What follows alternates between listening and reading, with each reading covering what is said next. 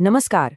आज हम इतिहास के एक ऐसे पन्ने को पलटने जा रहे हैं जहां जान बचाने के लिए की गई एक कोशिश एक ऐसी महान लड़ाई में बदल गई जिसकी गूंज आज भी सुनाई देती है। ये कहानी है छत्रपति शिवाजी महाराज और उनके एक ऐसे वीर योद्धा की जिसने वफादारी की परिभाषा ही बदल कर रख दी। ये सवाल इस पूरी कहानी के केंद्र में है। एक राजा के लिए, एक सपने के लिए और स्वराज्य के लिए दी गई सबसे बड़ी कुर्बानी की ये कहानी। आइए समझते हैं। तो कहानी शुरू होती है पन्हाड़ा किले से। यहाँ छत्रपति शिवाजी महाराज अपने ही किले में एक तरह से कैदी बन चुके थे। आदिल शाह के सरदार सिद्दी जौहर ने एक बहुत बड़ी सेना के साथ किले को ऐसा घेरा था कि परिंदा भी पर न मार सके। हर गुजरते दिन के साथ ये घेरा एक फंदे की तरह कसता जा रहा था। यहाँ देखिए हालात कितने नाजुक थे। एक तरफ शिवाजी महाराज और उनके मराठे और दूसरी तरफ सिद्दी जौहर की विशाल सेना। ऊपर से मॉनसून की जोरदार बारिश ने घेराबंदी को और भी सख्त कर दिया था। किले के अंदर खाने पीने का सामान तेजी से खत्म हो रहा था और वक्त हाथ से निकलता जा रहा था। तो अब जब सीधी लड़ाई का कोई रास्ता नहीं दिख रहा था, तब शिवाजी महाराज ने वो किया जिसके लिए वो जाने जाते थे, अपनी जबरदस्त रणनीति का इस्तेमाल। उन्होंने ताकत की जगह दिमाग से काम लेने का फैसला किया। एक ऐसी चाल जो दुश्मन को पूरी तरह से उलझा दे। और यहीं से शुरू होती है एक राजा की वो चाल जो इतिहास में दर्ज हो गई। ये एक शानदार योजना थी, पर उतनी ही जोखिम भरी भी। शिवाजी महाराज ने घेरे से निकलने के लिए एक ऐसा तरीका सोचा जिसके बारे में दुश्मन कभी अंदाजा भी नहीं लगा सकता था। तो योजना कुछ ऐसी थी। दो हूबहू एक जैसी पालकियां तैयार की गईं। एक पालकी में शिवाजी महाराज का हमशक्ल बैठा जो दुश्मन का ध्यान भटकाने के लिए मुख्य रास्ते से निकला। और जैसे ही दुश्मन का ध्यान उस पर गया, असली शिवाजी महाराज अपने कुछ भरोसेमंद साथियों के साथ एक गुप्त और मुश्किल रास्ते से निकल गए। लेकिन सुनिए, ये सिर्फ एक चाल नहीं थी, इसमें एक बहुत बड़ी कुर्बानी भी शामिल थी। शिवाजी नाम का एक नाई जो महाराज का हमशक्ल था, उसने अपनी जान की बाजी लगा दी। वो अच्छी तरह जानता था कि पकड़े जाने पर मौत पक्की है, फिर भी उसने स्वराज्य के सपने के लिए ये बलिदान देना चुना। अब आता है कहानी का सबसे रोमांचक हिस्सा, आधी रात का वो पलायन। जरा सोचिए, भयंकर तूफानी रात, कड़कती हुई बिजली और मूसलाधार बारिश, और उसी अंधेरे की आड़ में ये जोखिम भरी योजना चल रही थी। हर एक पल में जान का खतरा था। और ये चाल कमाल का काम कर गई। जैसे ही नकली पालकी पकड़ी गई, सिद्दी जौहर के कैंप में जश्न शुरू हो गया।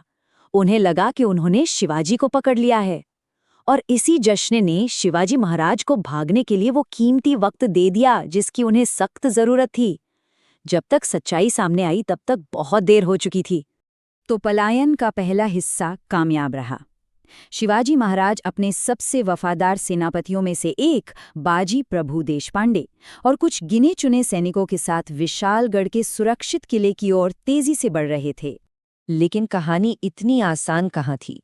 जैसे ही सिद्दी जौहर को धोखे का पता चला, वो गुस्से से पागल हो गया। उसने फौरन अपने सेनापति सिद्दी मसूद को एक बड़ी सेना के साथ शिवाजी महाराज का पीछा करने के लिए भेज दिया।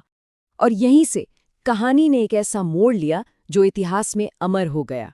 सिद्दी मसूद की सेना ने आखिरकार शिवाजी महाराज के दल को एक तंग पहाड़ी दर्रे घोड़खिंड पर घेर ही लिया। अब बचने का कोई रास्ता नहीं दिख रहा था। ये सिर्फ भागने की दौड़ नहीं, बल्कि जिंदगी और मौत की लड़ाई बन चुकी थी। और उसी मुश्किल घड़ी में बाजी प्रभु देशपांडे ने वो ऐतिहासिक शब्द कहे। उन्होंने शिवाजी महाराज से कहा कि आप कुछ सैनिकों को लेकर आगे बढ़ें। वो जानते थे कि स्वराज्य के सपने को जिंदा रखने के लिए शिवाजी महाराज का जिंदा रहना जरूरी है। एक बाजी मरेगा तो दूसरा मिल जाएगा, लेकिन शिवाजी एक ही हैं। शिवाजी महाराज का दिल भारी था, लेकिन उन्हें ये बात माननी पड़ी। जाते जाते एक वादा हुआ, जैसे ही वो विशालगढ़ सुरक्षित पहुंचेंगे, तोप चलाकर संकेत देंगे, और उस संकेत के मिलने तक बाजी प्रभु को उस दर्रे को थामे रखना था। और फिर शुरू हुई इतिहास की सबसे बेजोड़ लड़ाइयों में से एक। बाजी प्रभु देशपांडे और उनके मुट्ठी भर मराठा सैनिकों ने उस तंग दर्जे को एक दीवार बना दिया। अब उनका सामना एक विशाल सेना से था, जहां हर एक सैनिक 10 के बराबर लड़ने वाला था। अब जरा हालात पर नजर डालिए। एक तरफ मुट्ठी भर मराठा योद्धा और दूसरी तरफ हजारों की तादाद में दुश्मन की सेना। ये सिर्फ बहादुरी की नहीं, बल्कि नामुमकिन को मुमकिन कर दिखाने की लड़ाई थी। मराठों ने उस तंग दर्रे को ही अपना हथियार बना लिया। एक बार में कुछ ही दुश्मन सैनिक आगे आ पाते थे और मराठे उन पर टूट पड़ते। खुद बाजी प्रभु दोनों हाथों में तलवारें लिए एक तूफान की तरह लड़ रहे थे। उनका शरीर जख्मों से छलनी हो चुका था, लेकिन उन्होंने हार नहीं मानी। कई घंटों की भयानक लड़ाई बीत गई। बाजी प्रभु का शरीर अब जवाब दे रहा था। वो अपनी आखिरी सांसें गिन रहे थे कि तभी दूर से वो आवाज आई जिसका उन्हें इंतजार था। विशालगढ़ से तोप दागने की आवाज। ये सुनते ही बाजी प्रभु के चेहरे पर एक सुकून की मुस्कान आई। उनका मिशन पूरा हो गया था। उन्होंने अपने राजा को सुरक्षित पहुंचा दिया था और इन्हीं शब्दों के साथ उस महान योद्धा ने अपने प्राण त्याग दिए। बाजी प्रभु और उनके वीरों का खून बेकार नहीं गया। इस बलिदान ने सिर्फ शिवाजी महाराज को नहीं बचाया, बल्कि मराठा साम्राज्य के इतिहास को एक नया मोड़ दे दिया। चलिए देखते हैं कि इस बलिदान की विरासत क्या थी। जब शिवाजी महाराज को बाजी प्रभु के बलिदान की खबर मिली तो उन्होंने कहा कि घोड़खिंड उनके वीरों के खून से पावन हो गया है, यानी पवित्र हो गया है, और उसी दिन से उस दरगाह का नाम पावनखिंड पड़ गया। ये नाम आज भी हमें उस अमर वफादारी और बलिदान की याद दिलाता है और ये बताता है कि वफादारी की असली कीमत क्या हो सकती है।